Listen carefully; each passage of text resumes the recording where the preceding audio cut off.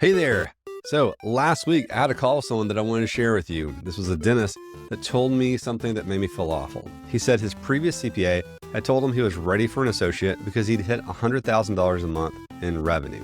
Well, fast forward 6 months from then, and he was left with 50% cut in cash flow, an unhappy associate, and an empty operatory. Because here's the thing about cookie cutter rules inside the dental business. They're about as useful as a paper umbrella in a hurricane.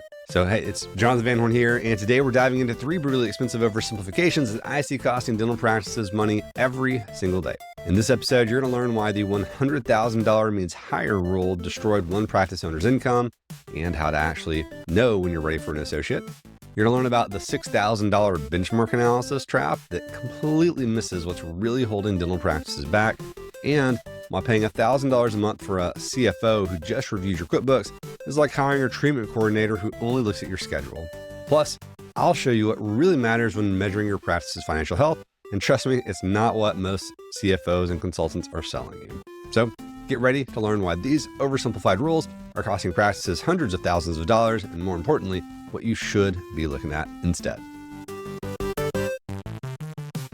So if you're unfamiliar with my journey and experience on this topic, my firm actually started about 12 years ago as an outsourced dental CFO company that helped dental practices do roll-ups into private equity back whenever that was a much more common thing than it is today.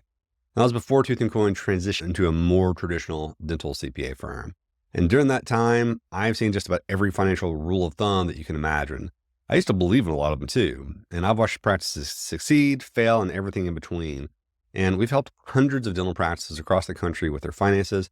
And here's what I've learned, and that is that success leaves clues, but they're rarely as simple as the industry wants them to be made out to be.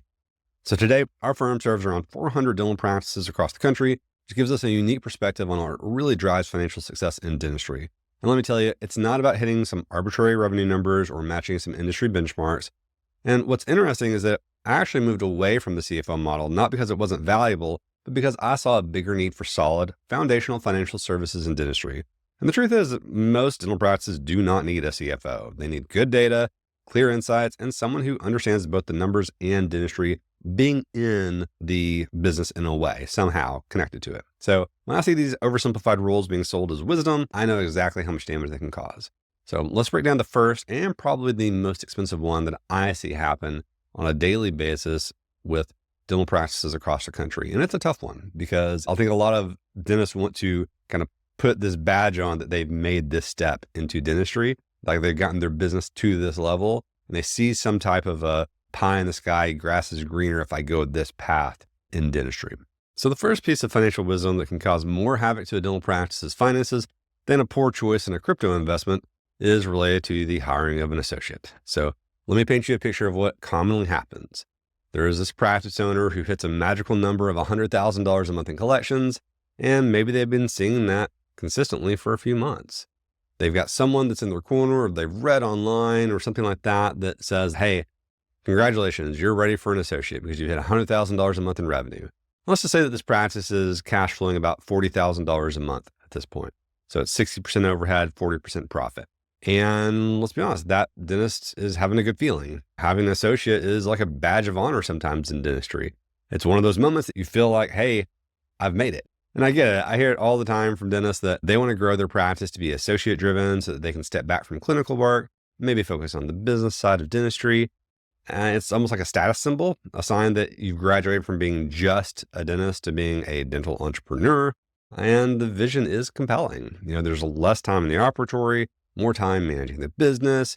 Maybe you're even going to be starting to build out that dental empire that you've always dreamed about. And when someone tells you that you're ready for hitting one of those milestones based on that revenue number, it's really tempting to take that leap. What really happens a lot of the times when people just use the revenue number is you fast forward 6 months and that practice that was putting about $40,000 a month in your pocket has now had revenue shrink by about $10,000 a month. And you add in the $10,000 a month cost for the associate, and suddenly your take home has been slashed by 50%, moving the cash flow from $40,000 a month down to $20,000 a month in cash flow. What's even worse is now that you've probably got an unhappy associate who's not busy enough, you've got an owner who's watching their income disappear, and a team that's stressed trying to keep 2 doctors productive. So what was missing from that $100,000 means hire rule? Well, pretty much everything that really matters in deciding to bring on an associate. And while I can see that $100,000 a number is a component of what I would pay attention to, but that's just the starting block. There's much more that goes into it. So for most practices, you're also going to need to have really healthy new patient flow. You're going to need to have an understanding of your booking timeline. Like, you got to be booked out. You need to have enough operatory space, and you have to have a patient base that can sustain having 2 dentists. And I'll extrapolate on that a little bit more, but using monthly revenue alone to decide if you need an associate is like choosing a spouse based on their shoe size. Sure, it's a number, but it's definitely not the right one to base that decision on. There may be other factors that can be brought in for this, but I'm going to explain those 4 numbers I just brought up a bit more. And that's going to work for a lot of people in terms of determining like if they're ready for that next associate or not. So starting with new patient flow, what I tell clients is that you need to have a new patient flow of somewhere between 40 and 60 new patients a month. Now, you may not actually be seeing 40 to 60 new patients a month. For example, you may see 30 or 40 new patients a month, but you should be able to point and say that the reason that we're not getting to 40 to 60 is because I'm so far booked out. Okay, low tech way of doing this. I know there's softwares out there that do this, like I bet Weave or some other tracking softwares can do this for you. But what I would do is a low tech way to track that is I would have in your front office a notepad with 2 columns on it, one being new patient phone call and 2 being did they schedule. And every time there's a new patient that calls, it's trying to get on the schedule, you put a tick mark down, or whoever answers the phone does. And then on the schedule that they actually schedule, you put a tick mark down. And then at the end of the month, you can just ask the team member for the clipboard and you can see, hey, I had 60 phone calls, but only had 30 people book.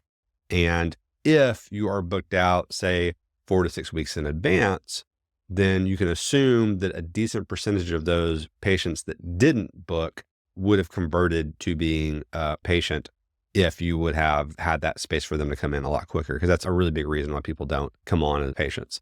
So the understanding of the booking timeline, I told you the 4 to 6 week mark, that's kind of the benchmark. What I say, if you can't see anybody in the next 4 to 6 weeks, that could be costing you money. That can mean that you're at capacity from the ability to produce dentistry. You can go longer than that. Obviously, the longer you go, the more likely you are to be needing somebody else to come in. But that doesn't mean you need an associate. That just might mean that you're at capacity. So like if you're booked 6 to 8 weeks out, but you're only seeing 10 new patients a month, then adding associates is going to be really tough for you. And I'll expand on that too. So the third number I was talking about, the operatory capacity, this may seem pretty simple, but it's something that I have to remind people about quite a bit. If you only have 4 operatories and you're going to add an associate in, that's going to be tough if you're going to both be there at the same time. It's going to be really difficult. So in order for you to be able to add an associate, you need to make sure you have enough operatory space, physical space for those people to be there, or you're going to have to be open more hours in the week so that you can kind of have staggered scheduling for how people are there. Generally, a lot of practices right now, they have 5 operatories for 1 dentist. That's usually the doctor working out of 2 columns a day with 3 hygienists, maybe half the time. And then the doctor working out of 3 columns with 2 hygienists the other half of the time. That seems to be kind of the standard, like $1.2 to $1.5 million practice nowadays. And then the final number that I tell people about to understand is what your patient base is. So I tell everyone that a standard dental GP office, 1 dentist, the capacity for that dentist is usually about 2,000 patients. Now, some people it's 1,200, some people it's 2,800, but 2,000 is kind of the middle number. And if you add an associate onto that practice, then you've taken the capacity from 2,000 to 4,000. If they're there 4 days a week, it's about 500 patients per dental day is kind of the metric I go by. The problem with that is if you add a new dentist to the mix and you don't have that new patient flow number be high enough, well, then naturally they're not going to be that busy. The only place that they can go to is to your patient base that's already there to do dentistry every day. Then the brutal fact comes into play, which I call this the cannibalization of production. You want that associate to be able to make some money and you want to put them to work and have things to do. So you give them your patients to work on, and that associate dentist does not produce near what you would have produced. So let's say that they take over 30% of your patients. And before you were doing $30,000 a month in revenue on that 30%. So it was $100,000 in revenue. And again, I don't know, there's hygiene numbers and things like that that are in there. But let's say it's $30,000 in production that you give them. Well, that associate may only produce $20,000 because you're probably going to be better at treatment planning and, doing bigger cases and things like that. And so this associate took your $30,000 of revenue, which would have been $30,000 of revenue, and turned it into $20,000. There goes $10,000 just like that. And then you've got to pay this dentist money as well. So you also lose money on that. So not only did they cost you the $10,000 in production, they also cost you whatever you paid them. In my example, I just used $10,000 as that number. So to recap, when you're hiring an associate, the numbers that I say to look at, and again, there's other factors at play. Obviously, like your vision of the practice, your goals, because not everybody wants to build a dental empire. And some people just don't like working with other dentists. The numbers I tell people to look at is, cash flow is important. Number of new patients per month is incredibly important. And I don't see very many people talk about that being a component of adding an associate. Your physical space that you have, how far are you booked out? Because again, how far you're booked out is more of a reflection of your current capacity. Because like I said, if you have 2,000 patients as your active patient base and you're only at 1,000 right now, well, you probably shouldn't be booked out 4 to 6 weeks or 4 to 8 weeks on that 1,000 patients. You should probably be more like 2 to 4 weeks. Maybe you've got a scheduling issue there. Maybe you're not working out of enough operatories. And again, this is where nuance comes into play, because some dentists, they don't want to work out of more operatories, and that is fine. It does mean you may be booked out farther, but it also may not mean that you're ready for an associate. So there's just a bunch of different components that are at play when you do it like this. The type of dentistry that you do, the amount that you produce, the type of cases that you do, how specialized you get, what your strategy is, all those things come into play as well. So don't take this as the Bible of when to add an associate or the numbers that are associated with that. But be aware that those are the numbers that I say are the framework for the beginning stages of understanding if you're ready to do that or not. So that, and I do see a lot of people talk about like, hey, if you're at 1.2 million to 1.5 million in revenue, you're ready to bring on an associate. I see too many people making a mistake on that. It happens every day in this industry. So want to put that out there and tell everybody about that big mistake that I see. And that's the first mistake that I see. The second brutally expensive oversimplification in dentistry is thinking that benchmarks are a diagnosis rather than a symptom. Now, I know that there's some people out there going, wait, what's a benchmark? Well, it's just where you compare your practice's financial results to the industry standards, and then you try to draw some type of conclusion from that comparison. Cue my pastor saying that comparison is the thief of joy. By the way, Ben, if you're out there watching, thanks for saying that and giving me that saying. It's one of my favorite ones now. But in all seriousness, benchmarking is an important tool for measuring and, more importantly, monitoring performance. But you wouldn't believe how many times I get this question, and that is like, hey, Jonathan, my staffing costs are 38% of collections, but I keep hearing it should be 25% based off of these industry standards. Well, what am I doing wrong? And honestly, that's like going to the doctor and saying, hey, my temperature is 101 degrees, but it should be 98.6. What medication should I take? And honestly, here's what really gets me. And that is that there's consultants that are out there that are charging like $5,000 or $6,000 for just doing benchmarking for people, because they'll look at your numbers, they'll circle anything that doesn't match the industry standard, and they'll say, hey, look, you're leaving money on the table. Their pitch sounds good. They'll say things like, hey, your staff costs are 35% when they should be 25%. On $1 million practice, that's $100,000 a year in savings that I'm going to find you.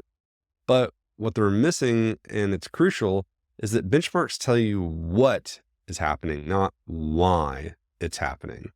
And when I see things like staffing cost above the benchmark, it usually means one of three things. And that means that your practice is built for more capacity than you're currently handling. Something's happening in treatment planning, whether it's diagnosis, acceptance, or payment. Or finally, your staff for growth that just hasn't happened yet. And, think about it in this way. If you built an office that can handle $2 million in revenue, but you're only doing $1 million in revenue, which sounds good on paper, of course your overhead percentages are going to be high. And that doesn't mean that you're overspending. It means you're just underproducing on your setup. And benchmarking doesn't have that built into the components of benchmarking. It's a flaw in the system.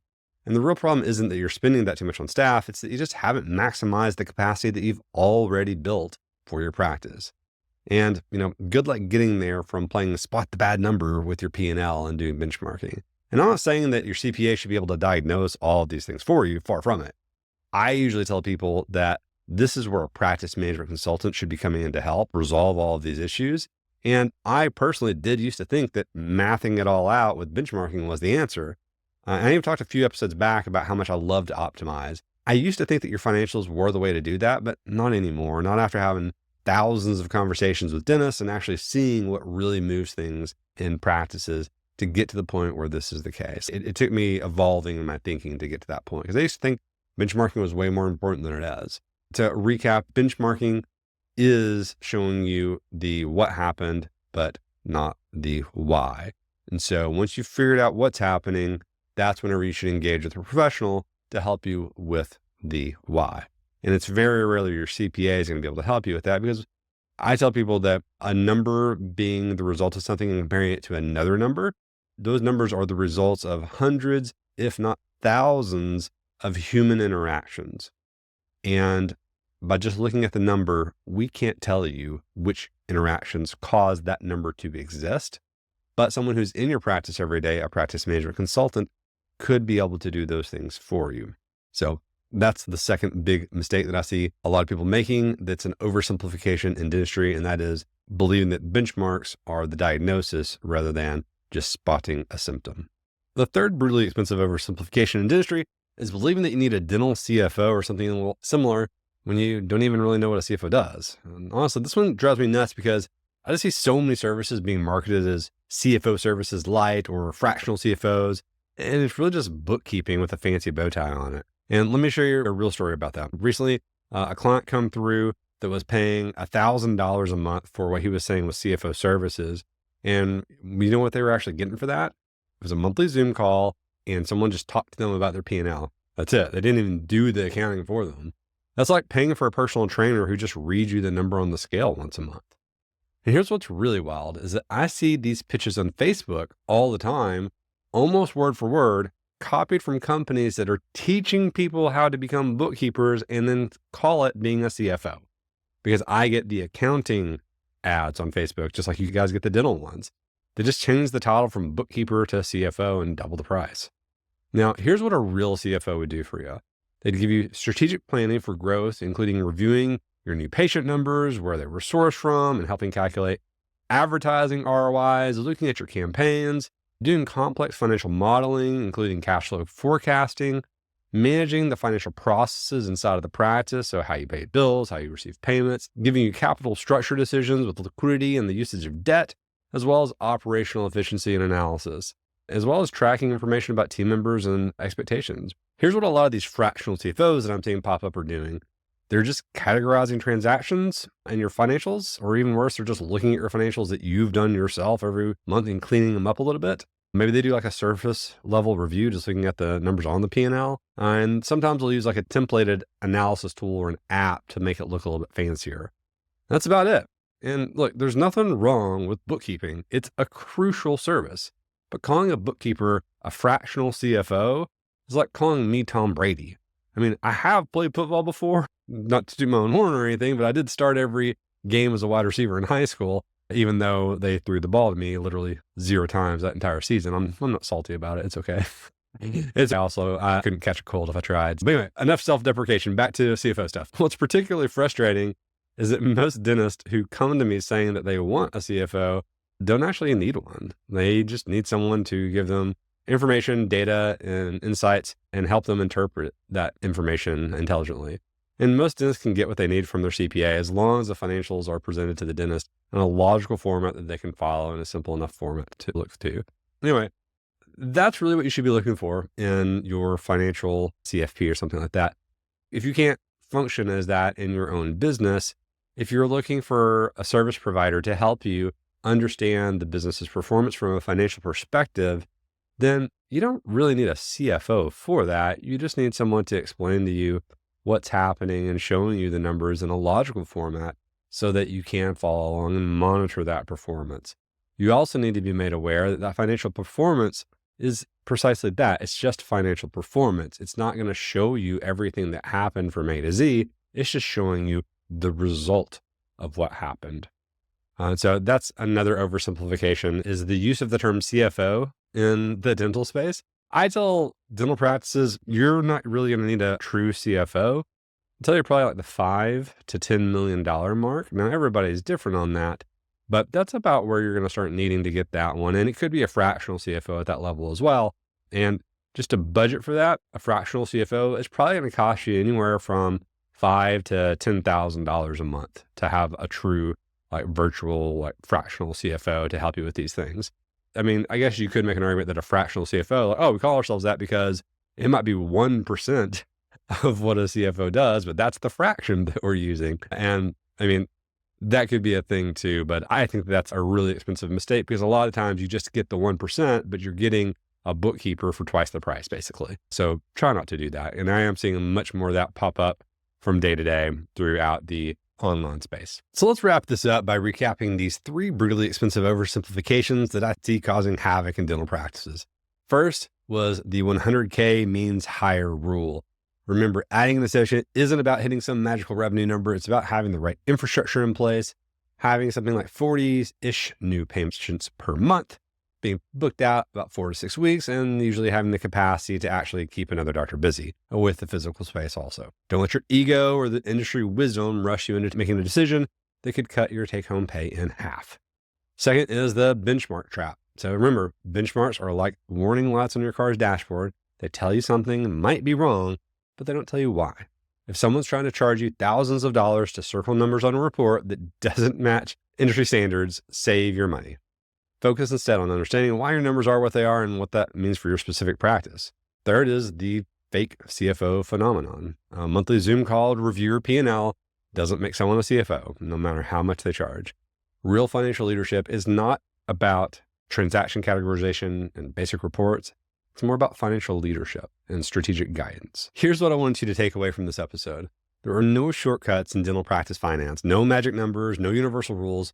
Every practice is unique, and success comes from understanding your specific situation, your numbers, and your opportunities for growth. The most expensive thing that you can do is try to oversimplify something as complex as running a dental practice. And trust me, I've seen the real cost of these oversimplifications, and it's a lot more than just dollars and cents. It's stress, frustration, and lost opportunities. So if you found this helpful, make sure to subscribe to our podcast for more insights like these. And hey, if you've experienced any of these oversimplifications in your dental practice, we'd love to hear about it. Post it in the comments. Give me a thumbs up or something like that, whatever you can on this platform that you're looking at. So until next time, this is Jonathan Van Horn reminding you that in dentistry, the real numbers that matter are the ones that tell your practice's unique story. Thanks for listening to the Tooth and Coin podcast. If you enjoyed the show, we'd really appreciate it if you could leave us a 5-star review as well as a written review. Your feedback not only helps us improve, but also helps other dental professionals find our podcast and benefit from the financial insights that we share. So thanks for your support, and we'll catch you in the next episode where we'll continue to explore the business side of dentistry.